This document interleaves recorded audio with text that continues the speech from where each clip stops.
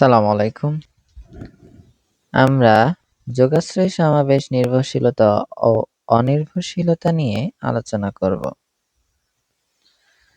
তো আমরা প্রথমে আগে বুঝি যে যোগাশ্রয় সমাবেশটা কি। এখন মনে করি এ ফিল্ডে ভি ভেক্টর জগৎ, যেখানে v1 v2 vn পর্যন্ত belongs to v ভেক্টর এবং alpha 1 alpha 2 alpha n belongs to f, মানে স্কেলার, আর ভি হচ্ছে ভেক্টর। এখন আমরা যদি এটাকে ভেক্টর ইউ কে এমনভাবে লিখি, ভেক্টরকে সংখ্যা দিয়ে গুণ করে তারপর যোগ করি। এই যে ভেক্টরকে স্কেলার সংখ্যা দিয়ে কি করছি আমরা, এগুলো ভেক্টর না, এই ভেক্টরগুলোকে কি করছি স্কেলার সংখ্যা দিয়ে, যে স্কেলার সংখ্যা দিয়ে গুণ করছি, গুণ করে পরে কি করছি যোগ করছি, যার মান U vector belongs to V ভেক্টরের মধ্যে হয়। তবে এই ইউ ভেক্টরকে v1 v2 vn পর্যন্তের কি বলা হয়, যোগাশ্রয়ী সমাবেশ বলা হয়। মূলত কিছু সংখ্যাকে আমরা কি করছি, কিছু ভেক্টরকে আমরা সংখ্যা দিয়ে গুণ করছি, এটা ভেক্টর না। এই ভেক্টরগুলোকে আমরা আলফা আলফা 2 আলফা n এগুলো সংখ্যা দিয়ে গুণ করছি না, সংখ্যা দিয়ে গুণ করার পরে যে যোগ করছি, এটাকেই বলে যোগাশ্রয়ী সমাবেশ। মানে ভেক্টরকে স্কেলার দিয়ে গুণ করে বা তারপরে যোগ করলে যেটা হবে, এই ইউটা হচ্ছে কি যোগাশ্রয়ী সমাবেশ। ভেক্টরের নির্ভরশীলতাটা কি একটু বুঝি।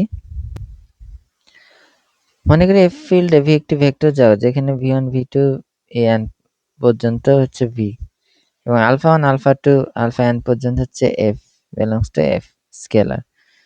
তো alpha 1 v1 plus alpha 2 v2 এটা তো যোগাশ্রয়ী কি সমাবেশ না, এটা সমান সমান যোগাশ্রয়ী সমাবেশ সমান সমান কি 0 শূন্য ভেক্টর হয়। এবং আলফা 1 আলফা 2 আলফা n পর্যন্ত সেটের কমপক্ষে একটি উপাদান শূন্য হয় না। আমরা তো কি দেখছি, যোগাশ্রয়ী সমাবেশ সমান সমান শূন্য হতে হবে, আর কমপক্ষে আলফা 1 আলফা 2 আলফা 3 এর যে কোনো একটি উপাদান শূন্য হবে না, বাদ বাকি শূন্য হইলেও একটা কমপক্ষে শূন্য হতে পারবে না। সেক্ষেত্রে v1 v2 vn ভেক্টরগুলোকে যোগাশ্রয়ী কি নির্ভরশীল কি বলা হবে বইয়ের ভাষ্য হিসাবে।